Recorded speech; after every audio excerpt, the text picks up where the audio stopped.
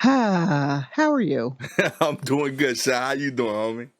I'm all right. Life is what happens when you're trying to run to the bathroom right quick. Um, so you're like, wait, did I pee? So then you go and you're like, oh, I think I did pee. Meanwhile, you call me, some emails come through the work email. The cat is like, hey, I think your tea kettle's going off, so I'm just gonna go in the kitchen and start knocking over shit. Uh, the tea kettle's like, hello. And I was like, wow, I wasn't even in there that long. Um, and then meanwhile, your hands are like, we're still wet and you got to put lotion on us. So it's, whew, okay. It's all good. My face is like, you just gonna go out there, no lipstick? You You know know? people gonna see you, right? Yeah. So I'm like, you know what? I'm done with all of you. All of you can burn in a fire right now. You all asking too much. Why do you all want it at 3? Leave me alone. Oh boy.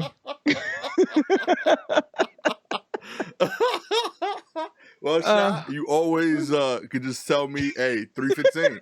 You know? no, it's all good. I thought I could. It's my fault for thinking that I could pee in a minute. Who am I? Who Yo, am real I? talk. I had the same debate because I got like a bathroom right here, but Mm-hmm. like it's a basement bathroom, so like it's not official. Like it's in yo, like it's wild illegal if like I can't rent this out. It's strictly for me, right? Right. So like it's I'm on a cement. It's in a cement room with the boiler.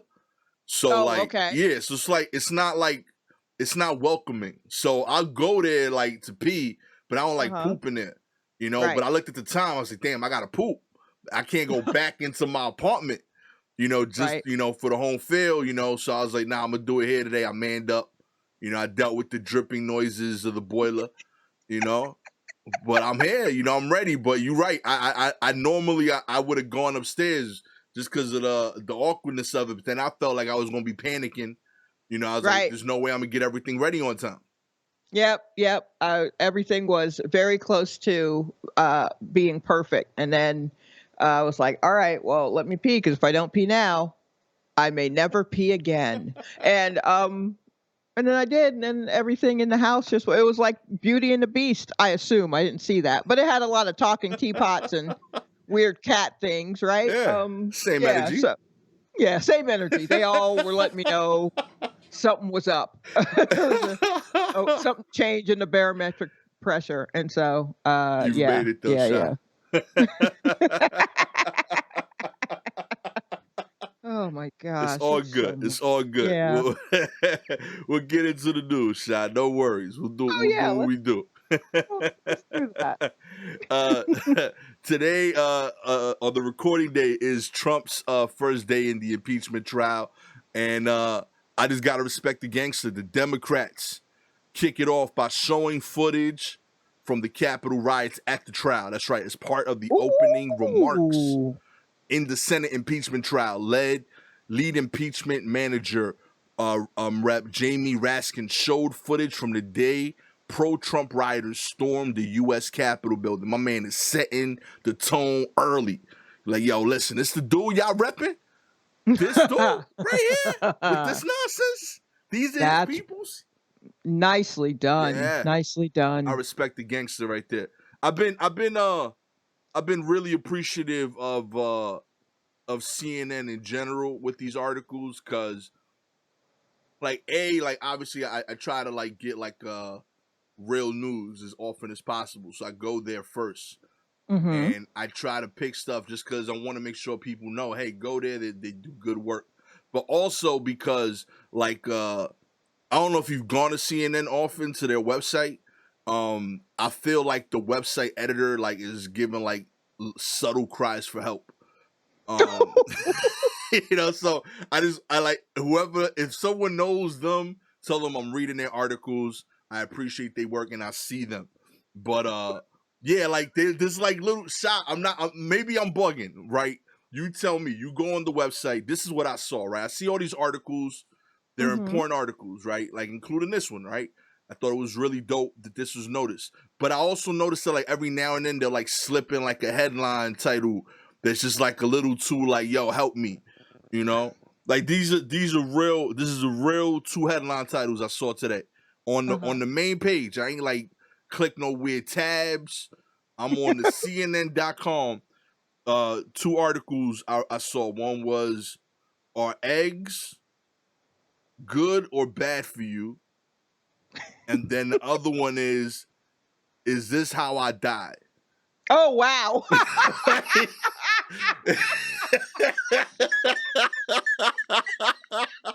Oh, no. Oh, baby. I'm like, Okay. yo, like someone going through it over there. Like, oh, no. I know like egg recipes was vital in the political spectrum. And then the last one, he's just like, I can't hide it no more. This is how I feel. This country's got me in shambles. Oh, no. Yeah, I've been feeling a pain. So I just wanted to put that out there. First article of the day. We're talking CNN News, but to whoever's doing the editing work over there, Gastor sees you. It's okay, you know? Also, try to get some vegetables. It can't be all eggs. I hear you. It's easy. You're like protein. I get it. But throw in some spinach, something That's it.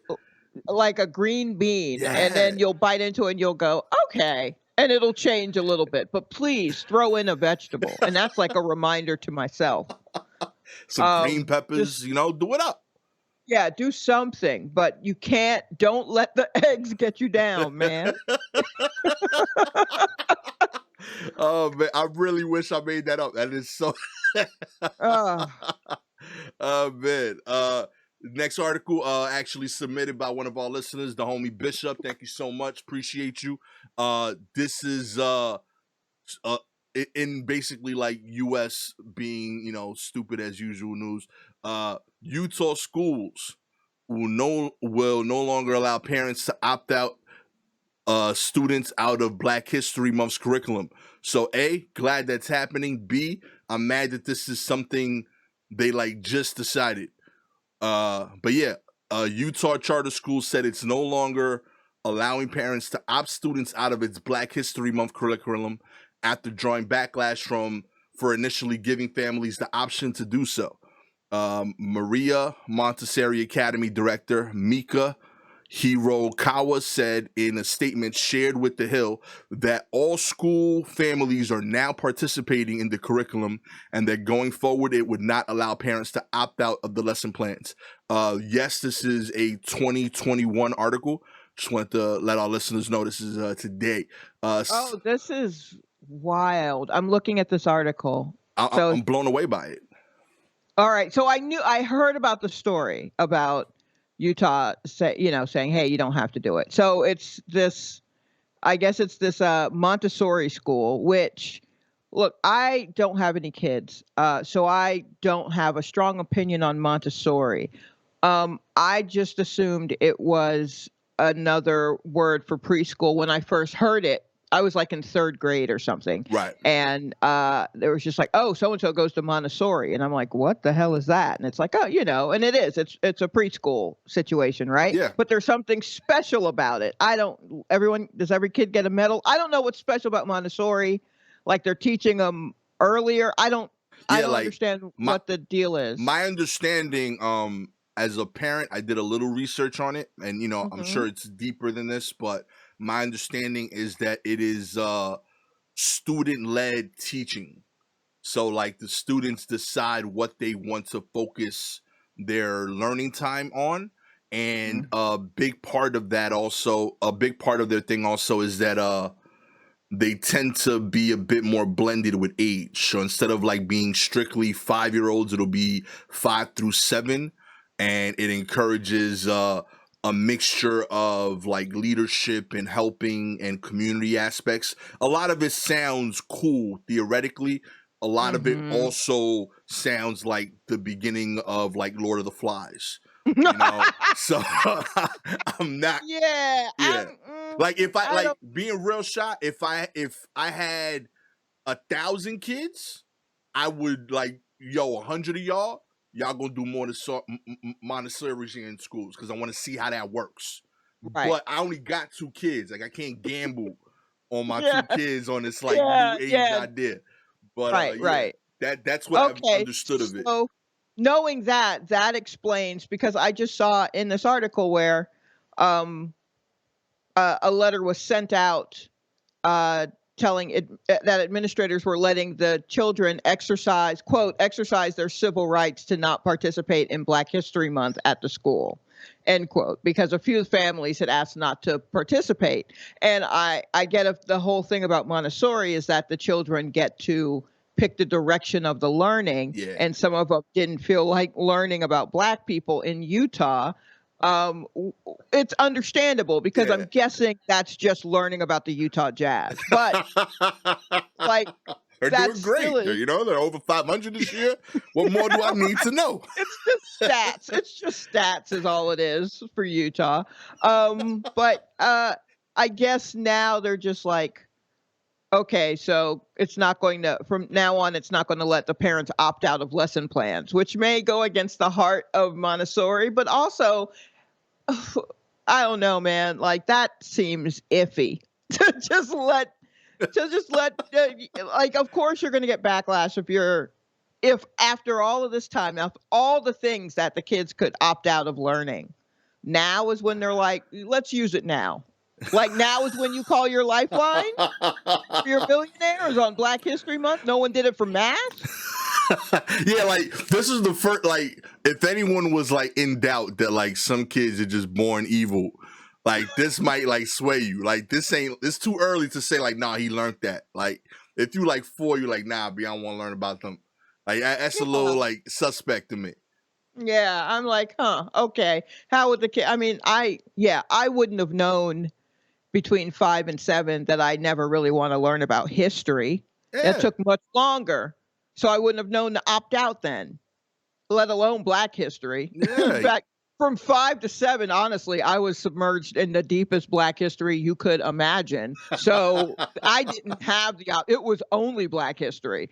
I was going to a private school in Brooklyn called Wayusi Shule, where we learned Swahili. Like, it was nothing but Black history for me during the Montessori years. Yo, that's kind of dope, actually. That's fire. Yeah, it was like in Flatbush, like, I think off of Church Street or something. But we used to walk there, and yeah, we had little uniforms. And in the morning, instead of saying the Pledge of Allegiance to the American flag, we had the Pan-African flag, so the red, black, and green flag. And then we sang a song to that flag that included all 7 principles of Kwanzaa and what they meant every morning. And I'm 6. You know what I mean? That's kind of deep. I'm digging. Yeah. Yo, and so, like, I'm looking up the school. My kids are going there next year now. Yeah, I'm sure they're not there anymore. They were running. I mean, like, the preschool version of it was like someone's brownstone. A white dude, actually. It's very confusing. So, but I guess, the funding. Anywho, I don't ask any questions, but we went to little protests. They had us out there in dashikis at protests, holding our fists up. Like, this was my Montessori. So I didn't have the option. At no point was I like, I'd like to learn about the Rat Pack or whatever. You know what I mean? Like, I didn't. It was only Black history. And I mean, I ended up hooking up with white dudes. So don't worry. It doesn't mean it's going to stick forever. Like, let your white kids learn. Trust me, they're going to need to know something about Black history if they plan on getting on any social media at any point. Seriously. Because if they don't know, the Black version of that social media is going to come and drag them immediately. So please let them learn it. We do all the cool shit. We do all the cool shit. How are they going to know who to steal from if they didn't learn all the other things that was stolen from us? Like, that's how they learn. They learn how to do it. So maybe then they should. Yeah.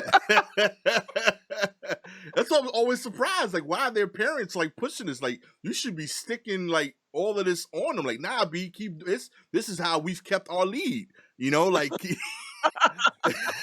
y'all start opting out now. We gonna fall behind. Yeah. Oh wow. Anyway, wow. There's a lot to take in there with. Oh boy. With that said, the Jazz are having a great season, so at least keep up with them. They're doing great. Donovan Mitchell is killing it over there. Oh, are they? Okay, that's good. Yeah, now would be a good year for it, I Yeah, guess, you to know? really pay attention. The Jazz could use your support, Montessori school. Oh man. uh, Unpaid rent is piling up and landlords can't hold on forever, right? In an article that only matters to Gastor, apparently. Millions of struggling renters caught much needed break when the federal moratorium on evictions was extended through the end of March. But for many landlords across the U.S., the news came as a nightmare.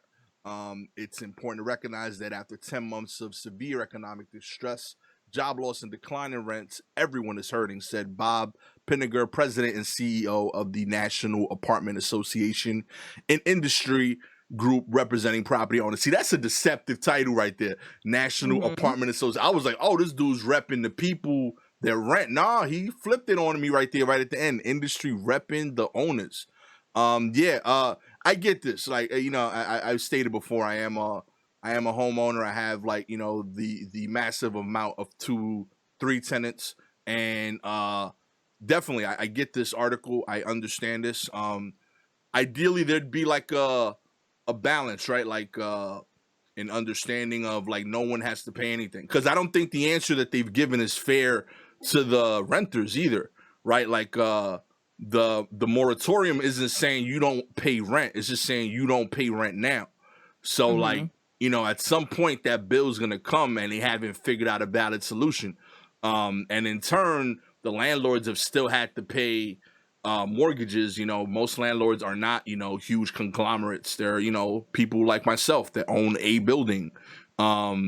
So they've in turn had to continue to figure out how to make those payments. So unfortunately, some of them won't have the money, and there's going to be a weird confrontation sometime in 2021 where it's like, yo, I owe all this bread that I've been trying to figure out how to pay or putting on my credit cards, and you have all these other people that are like, well, I don't got the last year on me, my G, because I haven't worked. You know, Right. I wish there was a solution that like got resolved. Something as simple as like the government saying like, yo, banks, maybe like not collect this whole I year. mean, I feel like this is, uh, this is trickling up, and that truly is, like, the I feel like the easiest solution because I don't have a horse in this race. So I'm very uninformed. But it seems like, uh, you know, tenants are struggling. If they're not able to work, they can't pay their rent. Right. Okay, moratorium. Great. So now we've got landlords. Landlords are like, great, but I still got to pay for the building. Okay, who are you paying? Banks. Okay, well, then let's put all of that on hold because you guys aren't getting money at the small. Like, this is all going up, Yeah. and it should continue to go up and not hit any brick walls. Like, it should continue to hurt everyone. Not that I want everyone to be hurt, but I want people to feel effects because unfortunately we are a selfish folk. And the only way we can even understand what needs to be done is when we feel the effects. Yeah. So if you've built this like wall around you of money and privilege, so that you're not touched by any of this, then you're never going to be moved to do anything about it because it ain't hurting me none. It needs to hurt Big you. facts. And so I think, and also, I mean, are these banks no longer too big to fail? Mm. Like, if they were too big to fail, in 2008, Yeah. then let them not fail this time, Ex- or maybe they need to fucking fail. Like what? Like, yeah. Like let's see how big they are.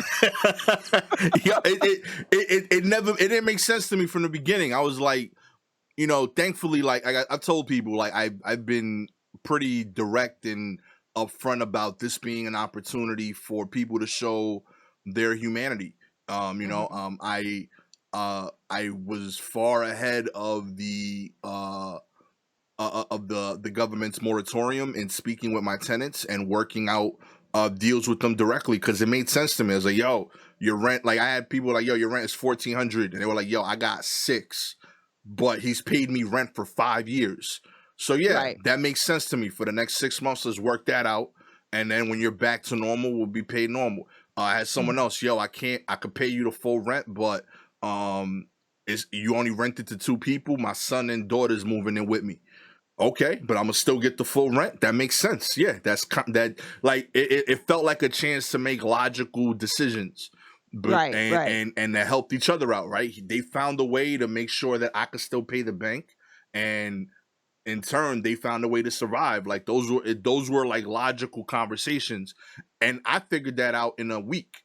With Mhm. I'm like, Yeah. like that's what irked me. I'm like, yeah, like okay, we are gonna be stuck at home. They can't work. I can't pay my bills if they're not working. So yeah, let's talk it out. Let's figure out what we can do as a group. Because either way, we're all stuck in this building together, like somewhere. So I want to be cool with you when I come out into the hallway to get the mail. Right. So it just seemed like normal convos, and I'm blown away that like um the government and the housing industry and the banks that finance it couldn't figure that out. But like I thought from jump, the banks would have been like, I need this dude to make 360 payments. Right? Like he's Yeah. gonna pay me, 12 times for 30 years. I need Mhm. 360 of those. He's paid me 60 so far. Do I want Mhm. him to fail on that? Or how about we hit pause on this for this year? And If I I keep mean, collecting in year, how how are so many things paused for this year, but not the banks asking for their money? Yeah. That's Like, literally like it made so much sense to me. And then the second you do that, then you have no argument when you say, "Yo, no rent," from the when the government says that, because then no one could beef. You can't be complaining that they're not paying you if you don't got to pay it either. But they right. started the other direction, and I'm Mhm. like, yo, like, and even that was such a late done move. Like you had people stressing about if they were going to be able to pay rent for months before offering this relief that isn't relief. What I mean? Yeah. It's such a backwards thing. But yeah, to your point though, people got to feel the pain, because this is one of the few times you see serious Gastor on the podcast right here. So yeah. People, they do. They have to feel the pain. They have to truly like understand. And I mean, you know what? And some people just will never, they'll never be, um, sympathetic. They'll never be empathetic. Yeah.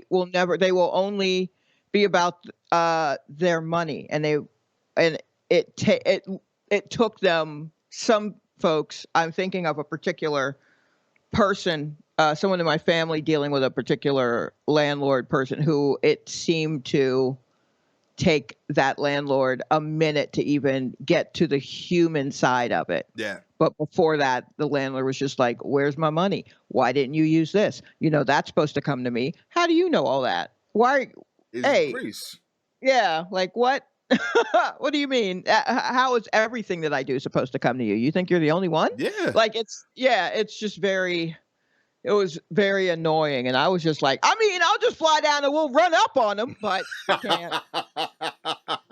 Yeah. Not an option. Not an option. Once again, this is why I always stress black and brown ownership. Own your neighborhoods.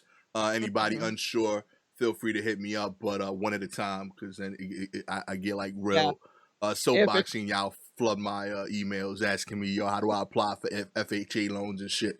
But I'm here to help. Yeah. If y'all need, for real, if you do have questions, let me know. I'll help you out. I've walked through way too many people for it, and I'll continue to do so. I think it's a dope thing. And in turn, that stuff Mhm. doesn't happen because if the owner is in the community, he gives a shit about the community. How crazy is Right. that idea?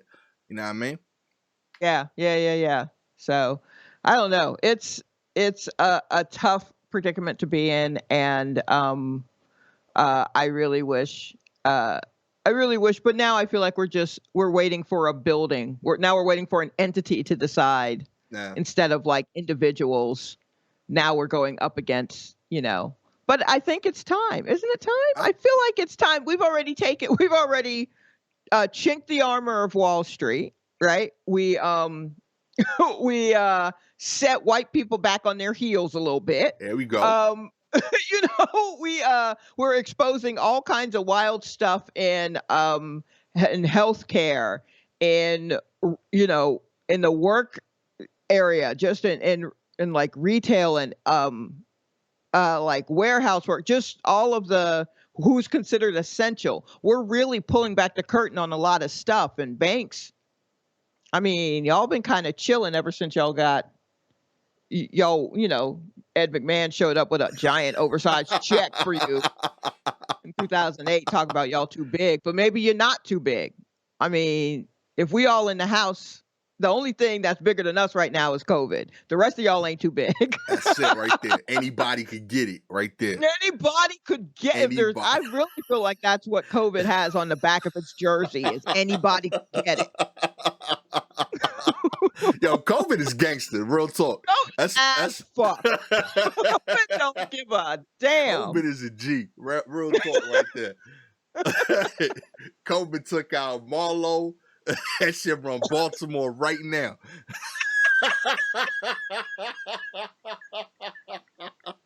Oh my God. Yeah. Yeah.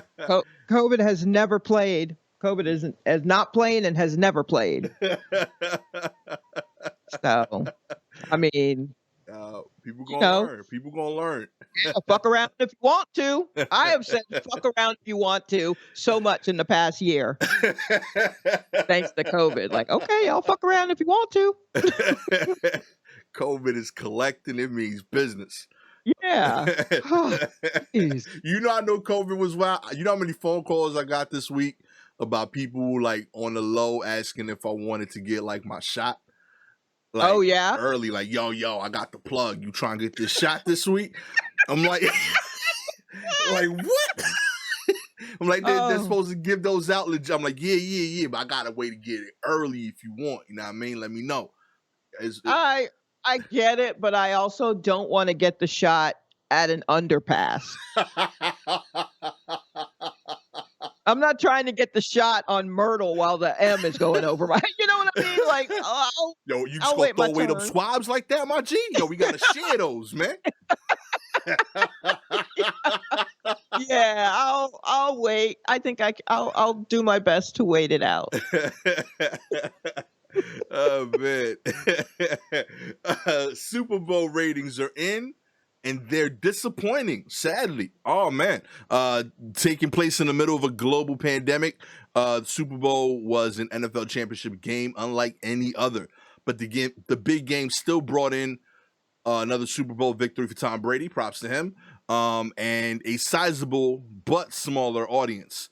It's 96.4 million viewers across TV and streaming, according to CBS, tuned in to watch the game. But that is down from the roughly 102 million viewers that were in for last year's Super Bowl on Fox. Yeah, and a few reasons for this. One of them, very quickly, it was unfortunately not a close game. A lot of people were expecting a high-scoring, close game. Instead, it was like a mid-scoring game and really one-sided with the Bucks beating the Chiefs 31-9. So yeah, unfortunately, people just ain't gonna rock for that. Second, I feel like not enough people recognize that more and more people are bootlegging these like streams now, right? Like I didn't, so I don't know if that's accounted for here, but I felt like I watched this game through YouTube on like maybe like 14 combined streams. Like somebody would post a stream to the game, I would see like 10 minutes of the game, and then YouTube would take them out and suspend the account because it was streaming illegally. And I would just keep finding another stream that was continuing the game. Okay, but why would you need a stream? This is on network television. Oh, because I only have the Firebox. I don't got the antenna. Gotcha. So, yeah. Okay. All right. Okay, because I'm also in that same boat. I only use the Fire Stick. I don't have local news, but on my Fire Stick, I use my roommate's mother's password for her Dish network. Okay. Okay. So I could watch like network TV from there, but that just means I only know the weather in Mobile, Alabama. But yeah, like so I was psyched because like the CBS app worked on my phone, but not on the screen. So like I was like, I can't catch COVID because all four of y'all are crowding around me. Right? Yeah. I was like, I got to get this on the screen, and that's how I was able to work it out. But yeah, and also just in general, sports have been down. Even though we're all home, we're also all depressed. I don't want to cheer for millionaires playing catch for money. It's a bit much. Yeah. It's a bit much. Here's okay. I'm gonna have the hot go. You know what? You take a break, Gastor, because I'm about to go off about the reaction to the halftime show. Please do Uh, tell it to me. okay, so the weekend was our halftime Yes, show indeed. this year, and I am a Weekend fan, former super fan, but I am a type of person who I never fully stan anyone. I know at some point either I will lose interest or they will do something and I'll go, I don't get it or whatever, but I still check in. Okay. So with the Weekend, I'll listen to the full albums. A full album is whatevs, but for the most part, I enjoy what it is that he's doing. And that's because he's basically doing what he did at the beginning, which is a bunch of emo songs talking about doing cocaine with models in a loft apartment. And he's been doing that since the first note you ever heard from him, and he's still doing it today. My man. We know this about the Weekend. He ain't the only thing he's changing is his hair. He ain't doing so it's all going to be the same stuff. It's all going to be emo. It's not. It's going to be R&B emo-ish. So it's going. He helped usher in the moodiness that R&B is doing right now. Right. Because R&B did not used to be as moody as it is right now. Everybody's just kind of cooing, and all the beats sound like they're underwater, and that's great. But that isn't what it used to be. And the Weekend was one of the first ones to really kind of bring that sound in a big way. So that's great for when you have on headphones and you waiting on a train or you taking a walk or whatever. But that's odd for a Super Bowl, I think. And he's got some party songs. Well, I was just like, why did they pick the Weekend? Not like in a he sucks, but in a have they listened to the Weekend? Like, he's got popular songs, and his last album was chock-a-block full of like 80s, like authentic 80s sounding songs, right? The last single he put out, like Save Your Tears, is one of the most I still think that he just took a song from someone and he's playing it backwards. And I'm still just kind of like, whose song is this? You know, like I'm trying to figure it out. But yeah, and he's got, I mean, you know, one of his biggest hits, I Can't Feel My Face, which he won a Kids' Choice Awards for. That is crazy. And it is literally about, I got so much cocaine in my system, but we having a good time though. And the kids were like, yeah. And I'm like, who's watching the children? Why are you doing this? Why are you doing this? So he comes and he has a vision, as whatever it is, he always has. And so the vision for this last album cycle and promo that he's been doing has been something about him being beat up, his face bandaged in different ways. And then in this most recent music video, it looks like he's had some plastic surgery, but everyone else in the audience watching him has masks on. So he's taken that, and also there was like a string of videos for this last record that were like Italian horror movie style, like videos, like some sort, you know what I mean? Like nothing for the kids. I mean, like I watched them with all the lights on in the daytime because I was like, I don't know about the Weekend. I'm gonna stand up. There's gonna be a werewolf in my closet. You know what I mean? I don't know this dude. Can't say the Weekend 3 times and shit. You know? Yeah, I can't call it. So that's what his aesthetic has been for at least the past year. Right. So that's what he did. He put on this big show, as big as he can do anyway. Because I mean, the man can't dance. He can barely do a mashed potato. That's not what we got him for, right? He's just a moody kid who was in his basement or his bedroom making music. And so he does his little half-ass dancing. He's got other people dressed like him with their faces bandaged. And then it goes from like a big show to like kind of small and claustrophobic. And he plays to the camera, which I think is smart because not a lot of people in the stands. What's the use of being dropped from a helicopter in the middle of a football field if it's not full? If it's in front of a bunch of cardboard cutouts, I'm not going to risk my life if it's not full. So great. And also his aesthetic is great because now everybody's got a mask on because they're all bandaged up for whatever reason. Right. So it's as safe as that can be. So, he's going on, he's singing. Some of the songs, are good, some are a little lackluster, some are whatever. And he's just out doing whatever, doing his performance. And I'm seeing the responses are just like, that sucked. Beyonce did it better. First off, why are we comparing The Weeknd to Beyonce? That's not fair. Stop it. Quit comparing everybody to Beyonce if we've already decided she's the best that ever did it. Then why? Let's look at what we got. We got The Weeknd. Who are we going to compare The Weeknd to? We compare The Weeknd to like a Bruno Mars. We compare The Weeknd to like Coldplay. Right. I mean, we could have had a rock band. We could have been sitting through the Foo Fighters for fucking 14 minutes. So let's really get our perspective straight. Yeah. You know what I mean? Do we really want Bruce Springsteen sliding on his knees and accidentally bumping into the camera with his crotch again? We don't. We don't want that. So like everyone was just so angry. Oh, this was terrible. Men never have to do the most, blah, blah, blah. And I was like, I mean, I get it, ladies. We all want Lady Gaga falling in from the sky again. Yes, J-Lo was on the pole for damn her whole thing. Shakira was doing her Shakira thing. These were all great, but this is just a different beast. It's just a different one. It wasn't bad. It wasn't spectacular, but it wasn't bad. I mean, I gotta tell you, right? Sha, I'm glad to hear this because I actually really enjoyed it. I thought it was fine. Yeah. Also, and this is a big one that I don't think a lot of people that I'm seeing with the negative feedback may not know. But again, he, like I said, he's a sensitive little boy singing these songs, basically. So early on the first record, he had a song that sampled Happy House by Susie and the Banshees. Now I'm about to get real nerdy on you listeners. Okay. Please excuse me. Susie and the Banshees is a band from like late 70s into the 80s, a post-punk new wave band.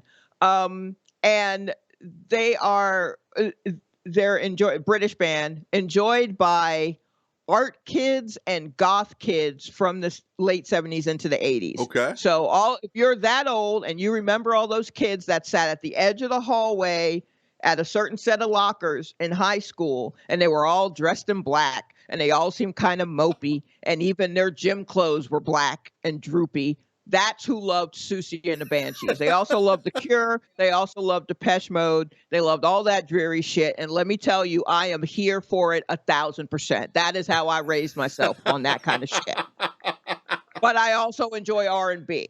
So I'm seeing R&B and pop fans like, this is bullshit. But then I'm seeing my old goth people like, oh my God, someone played Susie and the Banshees at the Super Bowl. Yeah. And let me tell you, that is mind-blowing. What's wild also to me is that they had no idea that he had sampled it because they all also agreed that they never listened to his music because they don't like him, because they don't like that kind of music. And I'm like, well, so y'all don't listen to R&B at all, but you notice this. So I'm like, so neither of y'all know the other ones exist, but you all are worked up for whatever reason. He's but the I one will person say, in that Venn diagram. I'm not literally the sliver in the middle of that Venn diagram. That's like, yo, pop-wise, we have to adjust. We can't hold him up to the highest. He's mid-tier at best, but this has been a mid-tier year. I mean, the Buccaneers won only because they got the world's, the NFL's best quarterback.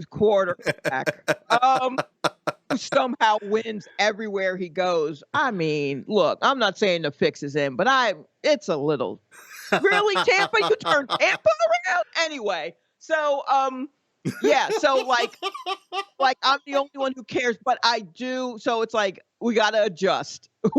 Maybe we don't get a Beyonce in a year when just being in Florida will kill you in the air. So maybe they should stay locked away. Maybe we do get a Weeknd, but they all got masks on. Fantastic. But I also was like, well, I'll be goddamn. Someone's playing Susie and the Banshees. There we go. Football game. That's never happened before. It never will again.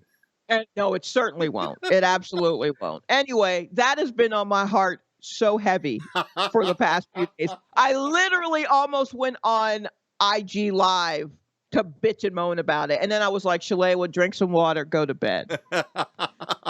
You're doing too much. And I'm happy you let me go on, but I'm so sorry for my listeners. You're back in the room now. I'm done. You all can come back in the room. Shalewa Sharpe soapbox sessions only on the War Report. That's what we're talking about. Oh, God. I'm all I need about help. that right there. I felt it was the perfect halftime show for this year because he's been like quarantining his whole life. Like the dude made an album by his damn self in the bedroom. My man got famous, still stayed in the bedroom. Or like everything about him is like that. And to your point, that's what I thought was dope about what he was doing in the special. Like when he goes inside and like he has that like little panic moment that everyone's making fun of in the glass but we house. all have felt it. Yeah, that's what we all felt this year. I was like, yo, that's perfect of what I'm going through. Like I thought he did a better job than most people in doing a show that was catered to us at home, and it made the most sense this year. To your point, there was barely anyone there. I was a big fan of it. I thought it was really well done. But you know, I get it. People wanted more. The dude don't dance. He don't dance. He's got one spin move in one of his videos. That's it. Like, that's all. I saw him early on in his career live, and I enjoyed the show, but I still was grumpy about having to pay the money for it. But it was, I was like, bruh, these are just mixtapes. But you know, we're trying to get you to a major label. I'll help you. But I enjoyed it. But he moved like someone who had been practicing moves in his bedroom forever. But granted, he probably was like 20 or 21 when he first entered the world like that. So I get, you know what I mean? So I'm like, yeah, he hasn't gotten much better, but he hasn't, you know, look, he's combing his hair now. Like, you know, when I saw him, there were 2 dreads. Like, you know, so, like, he's working. He's trying. I'm not saying you got to throw all the accolades at him, but I definitely am saying he did not suck. He absolutely did not suck. He gave us the show that we deserved watching from home or watching on YouTube, like you said, because I didn't watch the whole thing. I was, you know, taste testing cold boneless wings on my IG, so I wasn't even watching. So I went back and watched it the next morning or whatever. But yeah, it was good for that. And now we've got this great meme of him walking through beautiful lighting. Personally, I think. So just fall back. They still got the Beyonce thing on YouTube. Sit down and watch that one over and over. Yeah, you go. And also, Leonard Fournette got robbed. I'm tired of Tom Brady continually winning MVP awards instead of the really far more talented black men that are on his team. I fully respect his leadership and that he wins. I think that's great. I'll even say he was the MVP of the playoffs, if you want to say he's the reason they won for the whole journey. But on that day, that game, Leonard Fournette, running back, should have got the MVP. The dude, you know, like, he got jacked. He scored a touchdown, ran for 80-something yards, caught another 47 yards. Total offense, it was just over 150. Meanwhile, the quarterback, Tom Brady, passed for 204. So I'm like, this dude, you got the advantage of throwing the ball, and you barely threw 50 yards more than this dude who caught some of them passes and ran. He had to run all of that shit, run through 5 to 7 people at a time for them joints. You know, get that man his respect. He earned that. You know what I mean? I was disgusted by it, and I was so annoyed that it didn't even come up. Like, I knew nobody was gonna mention it. I haven't heard that shit in the media. No one said his name. You know, and Tom knew it was bullshit. That's why Tom like tried to give him a cute nickname so like he doesn't feel bad. You know. I hate when people do that. Yeah. Oh my God, people do that all the time. Yo, I was tight. When they know they're wrong and they try to like chummy up to you, fuck that shit. Yeah, give that man his props, man. Don't be like trying to make it smooth and shit. It was trying to like play Leonard. What was it? It was like he was saying like Final Fournette or some shit or like some nonsense to like make it seem like, yeah, I appreciate your work. Yeah, but he should have just gotten that trophy, you know? Anyway. We so boxing up in here for valid reasons today. I'm so glad that we are worked up over this for whatever reason that has gotten us where I'm just happy to feel again. You know what I mean?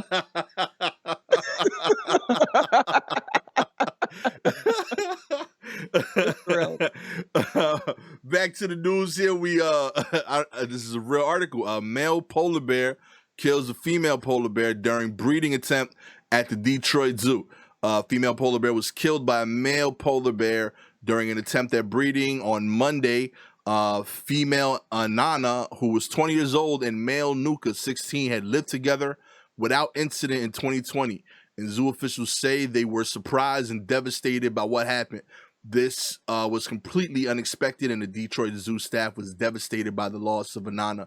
Nuka, who has lived at the zoo for 10 years without ever showing harmful behavior toward a female polar bear, according to the Zoological Society. And Anana had lived at the zoo for just over a year. I was blown away by how much this article sounded like every guy article on Hollywood. Like, just replace. It reminded me of that story from a few weeks ago where the woman went into a store that was in Harlem, I think, and dudes tried to holler at her and she was just like, no thanks. And then she went outside and then the dudes beat her up. Jeez. Like really hemmed her up, her and her girlfriend. And she was just trying to go home. You can't take those from work. I read this. I thought it was like a reductress article. Like, yo, like we got to Me Too the bears too. Like, yo, every guy is out of control. Yeah, but a little bit. Every guy is out of control. You know, I'm believing in that more and more. Like, listen, this is ridiculous, B. Like, and I'm mad that, like, even when it's a bear, like, the zoology society is still on some, like, protect them. Like, nah, he never acted like this before, man. I don't know what happened. Yo, man, misogyny all over the place. You know? Yep. I felt terrible for it now. I was like, yo, I'm sorry you dealing with these battles. You know? Yeah. That really makes me upset. And then the last sentence of this is, the last time an animal was killed by another animal at the zoo was in 1998. That incident also involved polar bears. Maybe they just don't want to be in Detroit. I don't know. Maybe y'all just shouldn't have polar bears. What's happening?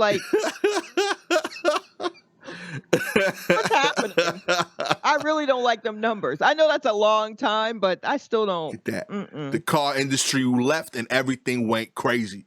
Yeah, like, I don't know. Oh my goodness. So look, if you're out there and you're a male polar bear, or you're just a male in general, and you are trying to get some and it's not going your way, please just back away. Just walk away. That's it. Just walk away. It's not worth it. It's not worth it. I don't want to be talking about your ass on this podcast.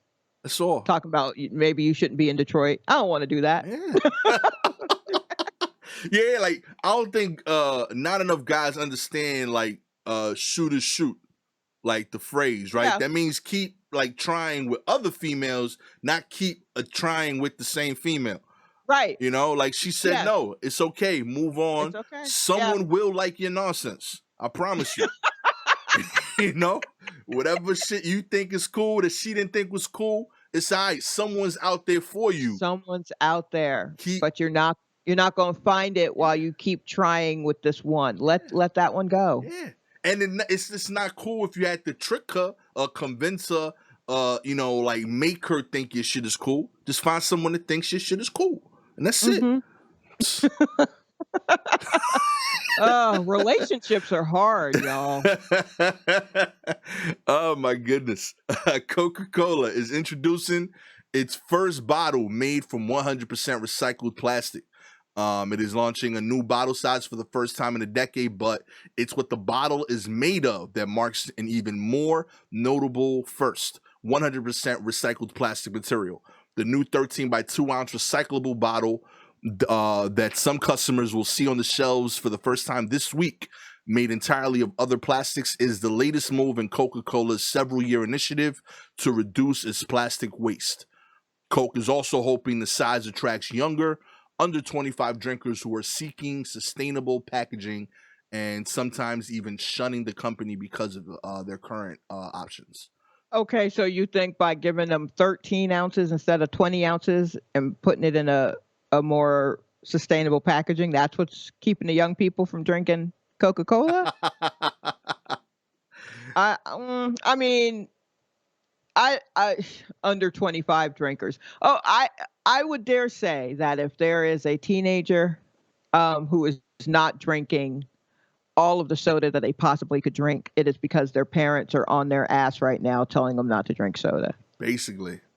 Um, so I don't think giving them, 6.5 less ounces is really what's holding it back. But I'm glad that you're doing this new bottle shape. When I opened up this article and looked at the picture, I said, "Damn, them bottles sitting." So A bottle can get it. yeah, I mean, they really like sitting in they really got a lot going on at the bottom. There's a lot of bass. There's a lot of bass in these bottles.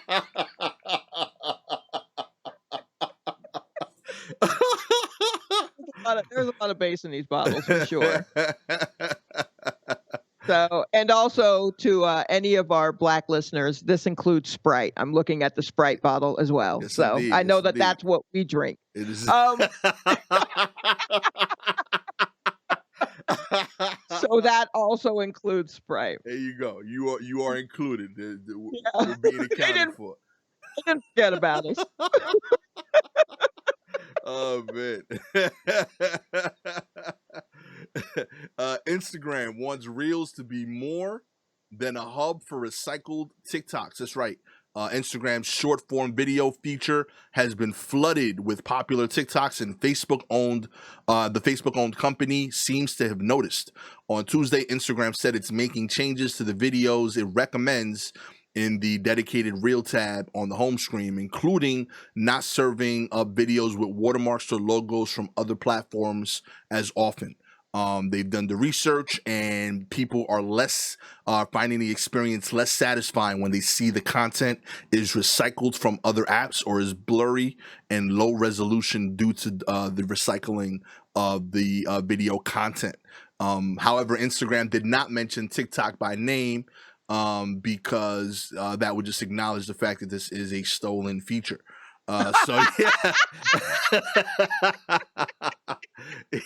Yeah, I was blown away by this article. It was like, yo, we took this idea from TikTok, but yo, how y'all just gonna keep using the same videos from TikTok? We wanted y'all to make original shit in the exact same settings and format of the other shit that we stole from. Also, this proves that they didn't truly do their homework on TikTok. Those TikToks that the kids are making, they're not easy. They can take, like, especially if you're doing anything with any sort of the editing is not not quick. It's insane. So it could take you all day, and I mean, you can come up with a great thing, but it takes a lot. It takes a lot. So, and you're doing this in the TikTok app, right? Yeah. You're not doing this just on your phone. So whatever it is that you're doing and editing and putting together, as soon as you're done, it's going to be stamped TikTok. So now you want me to do all of that again for real? Just for you? Come on, Just B. for you, because you don't want to let me. Nah, then just get rid of whatever it is that you know what I mean? You stole it. You stole it. Maybe you're able to do the same thing, but I only have one day. I only have one day off to spend on making this 2-minute TikTok. I only have 36 hours to do it. So I don't have time I can't spend 2 days on I can't spend 2 days on making one for each. We don't have the time. And these are the professional stuff. We are people who are creators on social. We telling you, we can't do it.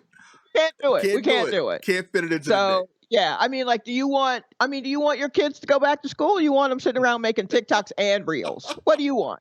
You can't have it both ways. It's not, Yeah, I seen this one young lady on TikTok who she does one of those videos where she dances to songs while changing clothes constantly, right? Yeah. And that's kind of like one of the ones you're talking about, where the editing is insane.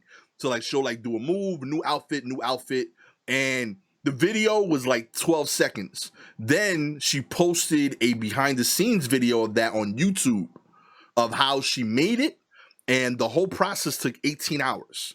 Come on. I'm like, you want people doing that twice?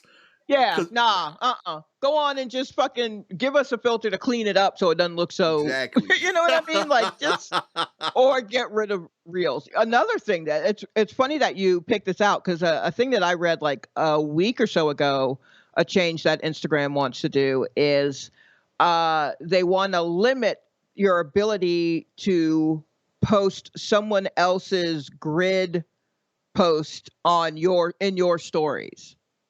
Okay. So, say I have a flyer for a show on my main Instagram feed or whatever. Right. And you're on that show. So you want to let your people know. And so normally you'd click the little arrow, share in your stories, right? Yeah. They're going to try to limit you being able to share that in your stories. Why? I don't know. I don't see what the problem is. I really don't see what the problem is. Yeah, that just seems like they bored. They won't fuck with us. Be like, oh, what happens if we do this? I feel like they're wanting some sort of exclusivity with just within Instagram, and then like I don't know if they're worried that like I don't know if people have been complaining that they feel like someone shared their grid post, and now they're like, well, people may take ownership of it or something, but it's like it notifies you when someone does that. Yeah. So you already like we know when you do that. I don't know. I don't know what's going on with Instagram. I need them to not fuck around because I swear to God, if I have to learn how to TikTok because Instagram is straight tripping right now. Me and Shalewa will not be doing synchronized dances because of y'all. Okay? I'm Nope. tired. I will reserve my dancing to 3 holidays a year. That's it. Wait, what are those holidays? What are those New holidays? Year's, right? I gotta do New Year's. Christmas, I do a dance with my mom, right? And yeah, that's the one day we all family gets together. I gotta give mom one dance a year. That's the day we do. I do a merengue with my mother. That's fair. You know, I gotta do that. And then my wife gets to call an audible. So I'll do one dance with Gabby at any point during the year, whenever she chooses. You want to do it for the anniversary, Valentine's Day, whatever she's in the mood. Prenup?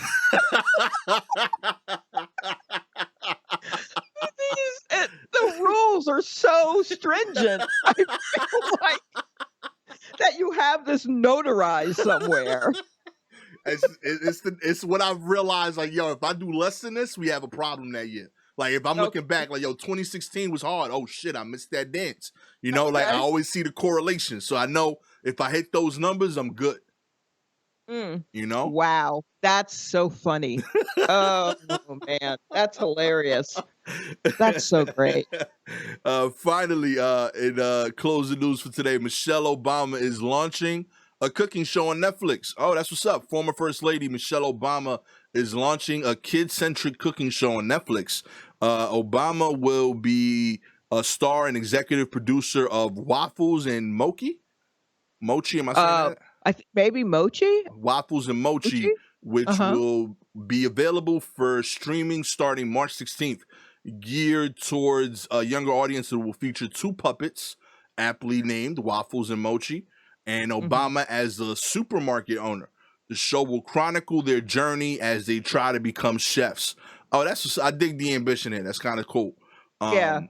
I don't know. I didn't know Obama was like known for her chef game. I know she was the exercise one. She was the it's all about like she was all about like taking care of childhood obesity. Okay. So she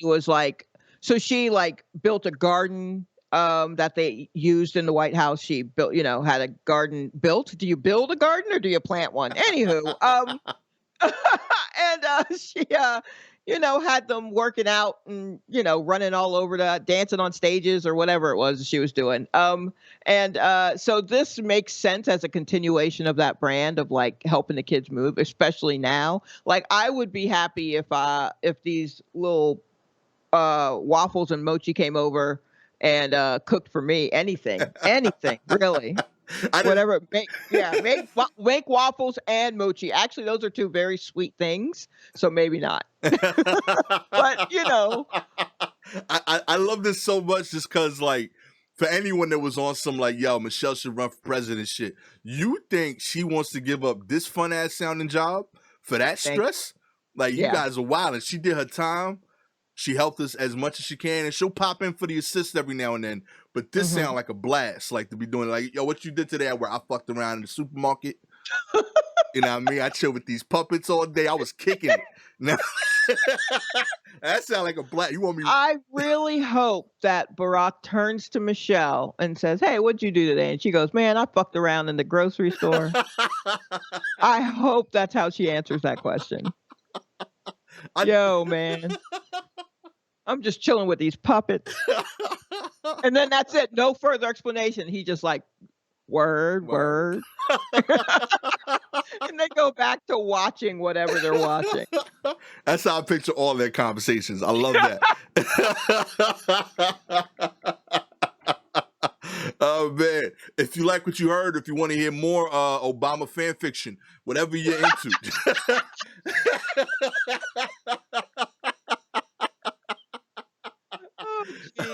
Please check it. Thank you for checking out the show, and please continue to do so. Like and subscribe to the show in whatever format that you're on. If you're an Apple listener, please continue to rate us. Always appreciate it. If you are listening to the show like the homie Bishop today, submit any articles you'd like for us to check out and review and discuss on the show. DM us directly on either Twitter or Instagram at Silky Jumbo, at Gastor Almonte, and we'll give you a shout out when we cover the article that you sent in. Thank you so much for tuning in. My name is Gastor Almonte. I'm always with the homie Shalewa Sharpe. Catch y'all at the next War Report. Peace.